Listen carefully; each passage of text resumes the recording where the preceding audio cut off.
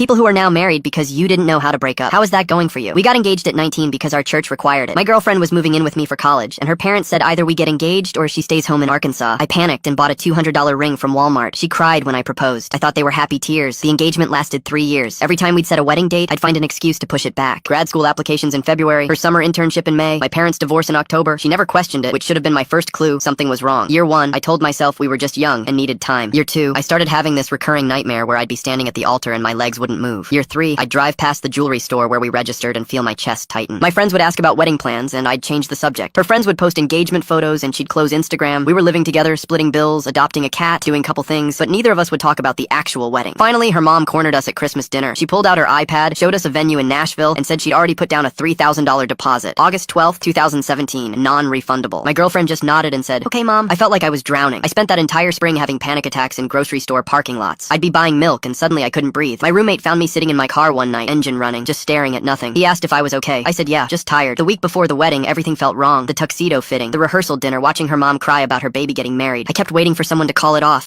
Anyone. A meteor. A flood. Something. The night before the wedding, I couldn't sleep. I went to her hotel room at 2 a.m. because I needed to see her. I found her sitting in the bathroom with the lights off, mascara running down her face. My heart stopped. I sat down next to her on the cold tile floor and asked what was wrong. I was ready to comfort her, tell her everything would be fine, play the supportive groom role I'd been practicing for 3 years. She looked up at me with red eyes and whispered, "I keep hoping you'll call it off. I've been praying every night that you'd just say you can't do this." I just stared at her. The bathroom fan hummed. Someone laughed in the hallway outside. "I've been waiting for you to call it off," I said, "for 3 years." Her face changed. "What? I thought you wanted this. Your mom, your church, everyone was so excited. I didn't want to be the guy who broke your heart." She started laughing. Not happy laughing, that horrible laugh cry thing people do when everything's falling apart. "I thought you wanted this. You're the one who proposed, because your parents made us." "I know." We sat on that bathroom floor until 4 a.m., just talking. Really talking for the first time in maybe a year. About how we both felt trapped. How we'd been too scared to hurt each other. How we got engaged because church culture said we had to, not because we actually wanted to. About how we spent 3 years hoping the other person would be brave enough to end it. She asked what we should do. The wedding was in 14 hours. Her whole family was already in town. My parents had flown in from Oregon. The photographer was confirmed. The cake was made. The DJ was setting up. I didn't know. So I asked her, "Do you love me?" She thought about it for a long time. Then she said, "I don't know if I love you the way I'm supposed to, but I love that you've been just as terrified as me. I love that you didn't want to hurt me. I love that we've spent 3 years being too scared to break each other's hearts." She grabbed my hand. Maybe that actually means something. We almost called it off anyway. We sat there debating until sunrise, making lists of reasons to stay and reasons to go. But then she said something that changed everything. "Everyone's going to tell us we're crazy for getting married this young, but I think we'd be crazier to walk away from someone who cares about us this much." We got married 12 hours later. I cried during the vows. So did she. I don't think anyone knew if they were happy tears or not. That was 7 years ago. Our daughter's 5 now. We still laugh about that bathroom floor conversation. About how we almost didn't make it to our own wedding. And last month on our anniversary, I asked her the same question I asked that night. "Do you love me?" She didn't hesitate this time. She just smiled and said, "More than I ever thought possible."